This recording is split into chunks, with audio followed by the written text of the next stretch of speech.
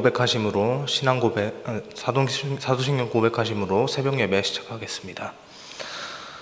전능하사 천지를 만드신 하나님 아버지를 내가 믿사오며 고백을 믿사오니 이는 성령으로 잉태하사 동정녀 마리아에게 나시고 본디오 빌라도에게 고난을 받으사 십자가에 못 박혀 죽으시고 장사한 지 사흘 만에 죽은 자 가운데서 다시 살아나시며 하늘에 오르사 전능하신 하나님 우편에 앉아 계시다는 것과 저로서 산자와 죽은 자를 심판하러 오시리라. 성령을 믿사오며 거룩한 공회와 성도가 서로 교통하는 것과 죄를 사하여 주시는 것과 몸이 다시 사는 것과 영원히 사는 것을 믿사옵나이다. 아멘. 찬송가 21장 찬양하겠습니다.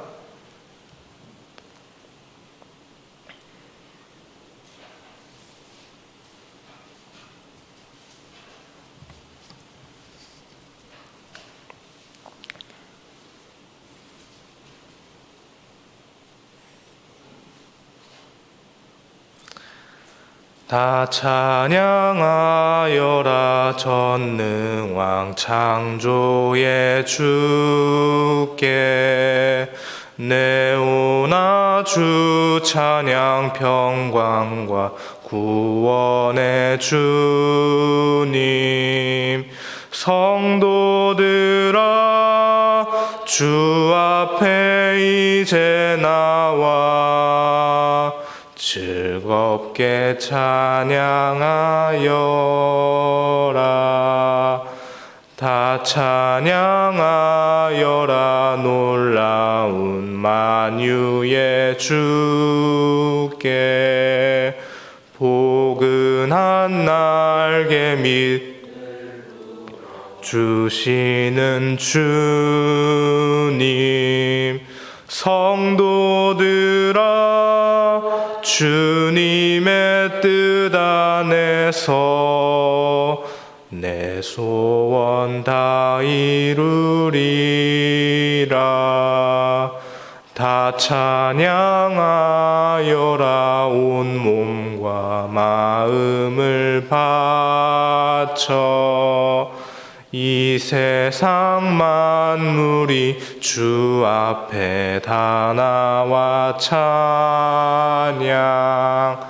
성도들아 기쁘게 소리 높여 영원히 찬양하여라.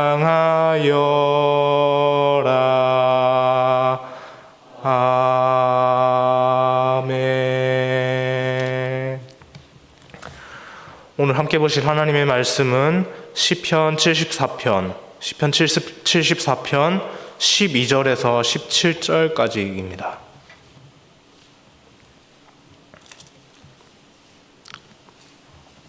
시편 74편 12절에서 17절까지 구약성경 856면에 있습니다.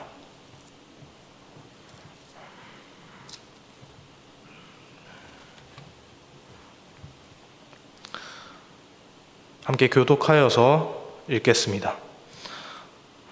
하나님은 예로부터 나의 왕이시라 사람에게 구원을 베푸셨나이다.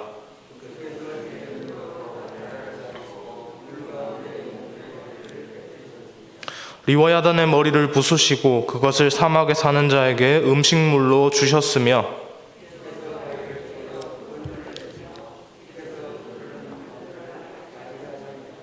낮도 주의 것이요 밤도 주의 것이라. 주께서 빛과 해를 마련하셨으며 주께서 땅의 경계를 정하시며 주께서 여름과 겨울을 만드셨나이다. 아멘. 오늘 본문의 시편 기자는요, 유다가 멸망한 뒤에 바벨론으로 끌려온 그 상황에 놓여 있었습니다. 예루살렘이 함락되고 성전이 무너졌죠. 그런데 그는요, 성경에 기록된 그 하나님의 권능에 대해서 오늘 본문을 살펴봤듯이 전혀 의심하고 있지 않는 것 같습니다. 오히려 하나님께서 이스라엘에게, 유다에게 과거에 어떻게 역사하셨는지를 다시 한번 되짚어 보면서요, 자신의 신앙을 고백하고 있는 것 같습니다. 그는 이제까지 하나님께서 자신을 비롯한 이스라엘 백성들에게 어떤 분이었는지를 고백하고 있습니다. 먼저 하나님이 나의 왕이시다 라고 그렇게 선언하고 있죠. 예로부터 지금까지 나의 왕이시라고 그렇게 고백하고 있습니다. 이는 왕이신 하나님을 향한 마치 충성의 고백처럼 들리기도 합니다. 뿐만 아니라 왕이신 하나님께 이제는 당신의 백성들을 고통 가운데서 해방시켜 달라고 그렇게 간절하게 기도하는 또 기도의 모습 같기도 하죠. 왕에게 보호를 요청하더라도요, 그 왕이 힘이 없으면 아무것도 되지 않겠죠. 그렇지만 우리 이스라엘의 왕이신 그 하나님은 전능하신 분이십니다. 시편 기자는 그 전능하신 하나님께 간구를 하고 있는 것이죠. 그는 하나님께 간구하면서 하나님께서 어떤 분이신지를 다시 한번 선포를 하고 있습니다.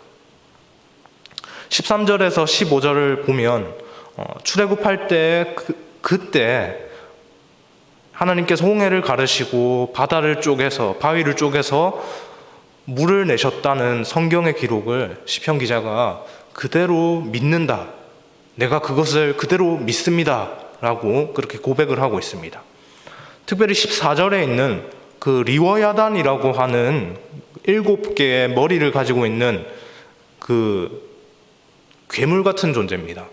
아주 성경에 나오는 좀 잔인하고 좀 어떻게 보면 좀 힘센 그런 괴물을 상징하고 있는데 그것이 그 바다 괴물 자체만 의미하는 것이 아니라 오늘 본문과 연결지어서 생각해 볼 때 그 바다 자체를 의미하기도 합니다. 요즘은 일기예보 때문에 일기예보 시스템이 워낙 발달해서 그런 일들이 잘 일어나지 않는데 불과 몇십 년 전만 하더라도 이렇게 시시각각 이렇게 바다의 상황이 막 요동쳤다가 잔잔했다가 막 이게 변하고 달라지지 않습니까?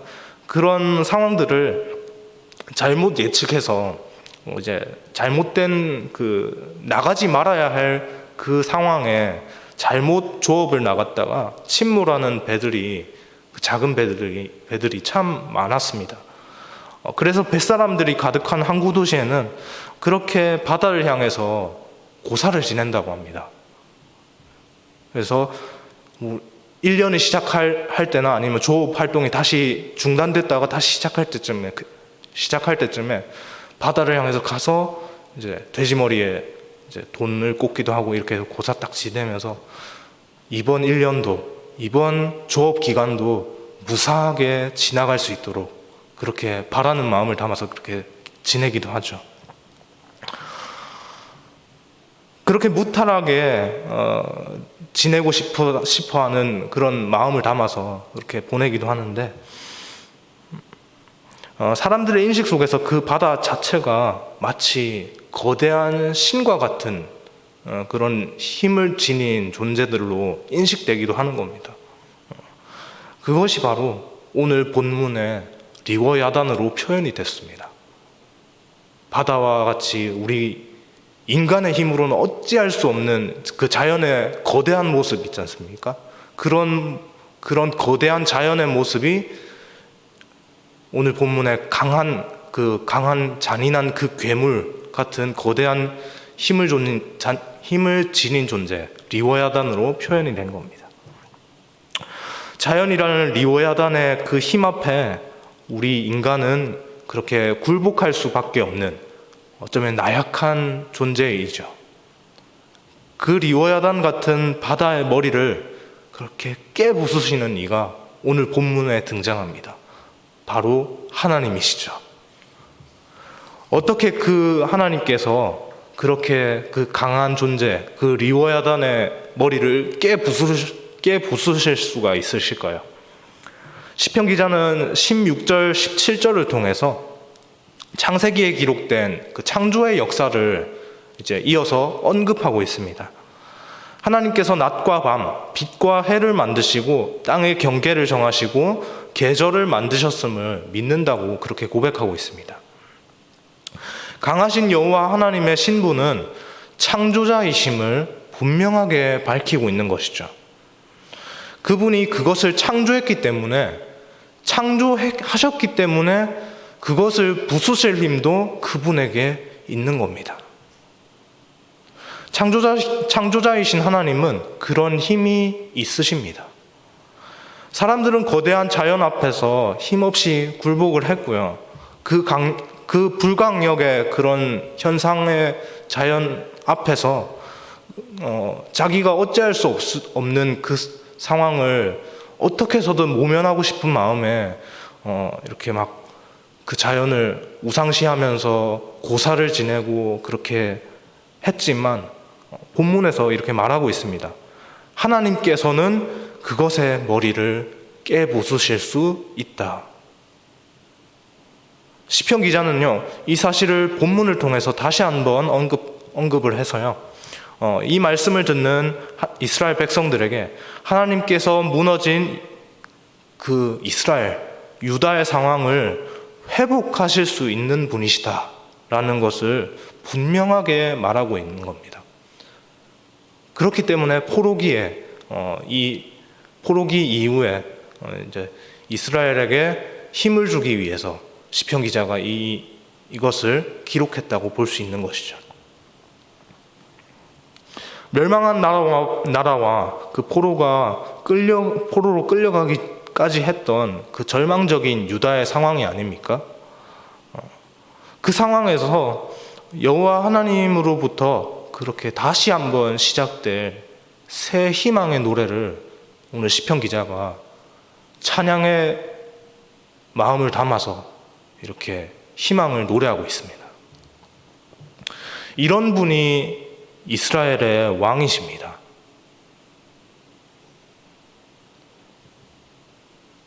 언약을 신실하게 지키시는 여호와 하나님이시죠. 그 이스라엘의 하나님이 오늘 우리의 하나님 되십니다.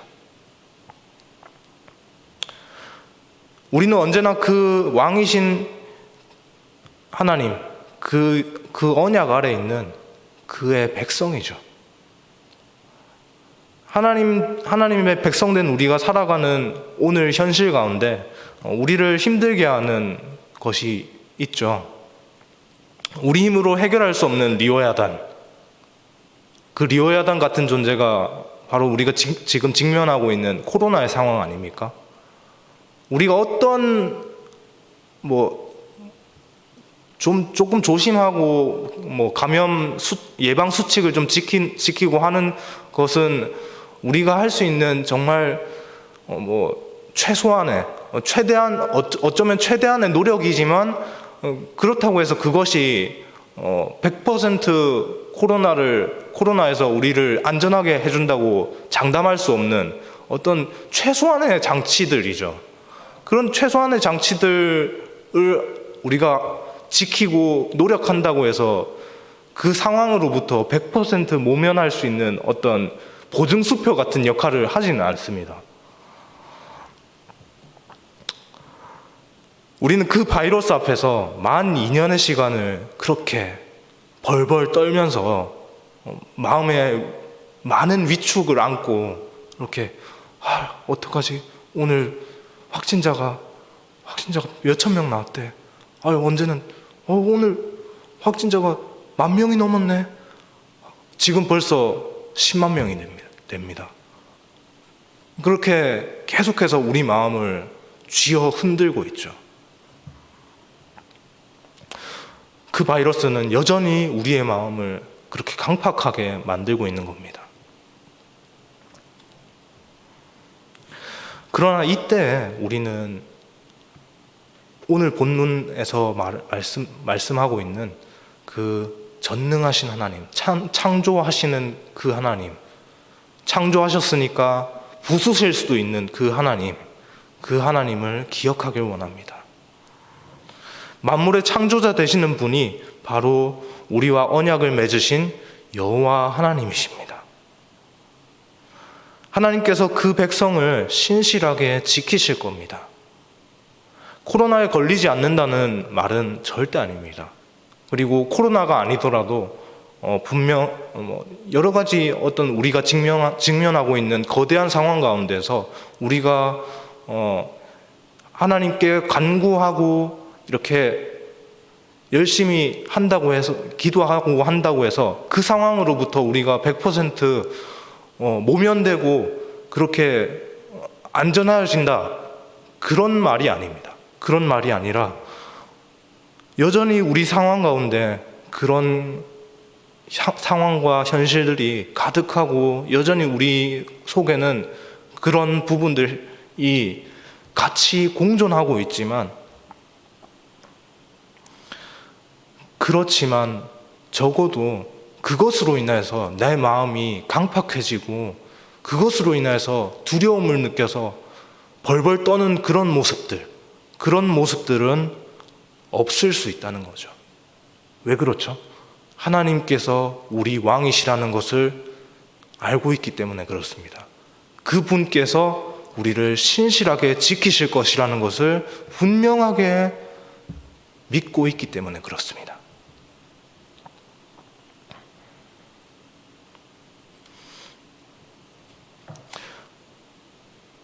코로나의 상황에서, 아니면 또 다른 우리를 힘들게 하는 그 불가항력적인 그런 여러 가지 상황 속에서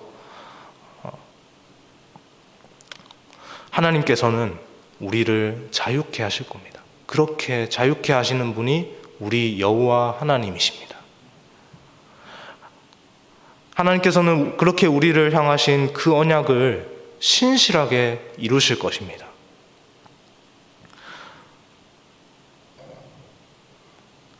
그분이 바로 여호와 하나님이시니까 말이죠. 그 언약을 오늘도 신실하게 붙들었으면 좋겠습니다. 그 언약을 신실하게 붙들며 나아가는 우리 모두에게 하나님께서 주시는 세상에 어느 누구도 줄 수 없는 그 자유한 마음, 평안한 마음이 우리에게 허락될 줄로 믿습니다. 그 언약 붙들며 살아가는 이번 한 주 되시기를, 이번 한 주의 시작이 되시기를 주님의 이름으로 소망합니다. 기도하겠습니다. 하나님 감사합니다.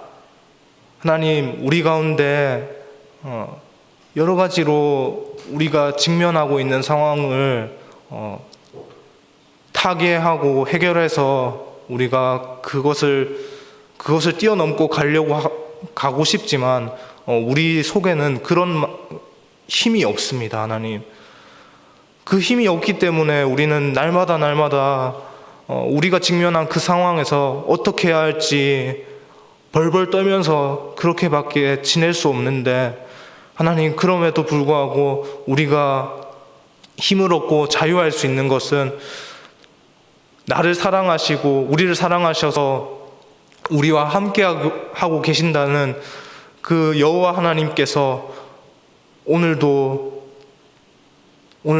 나의 삶 가운데서 우리를 지켜 보호하고 있다는 것을 우리가 믿고 나아가길 소망합니다. 하나님, 온전히 그 언약을 믿고 나아가는 저희 모두가 되게 하여 주옵소서. 언약을 신실하게 이루시는 그 여호와 하나님의 그 약속 앞에 하나님의 약속을 언제 어디서나 하나님, 저희의 마음이 강팍해지는 그 순간에도 하나님, 저희가 눈을 들어서 그 약속을 바라보며 믿음으로 살아갈 수 있게 하여 주옵소서. 이 마음으로 오늘 하루, 이번 한 주도 살아내며 세상 가운데서 승리하는 우리 모두가 되게 하여 주옵소서. 감사드리며 예수 그리스도의 이름으로 기도합니다. 아멘.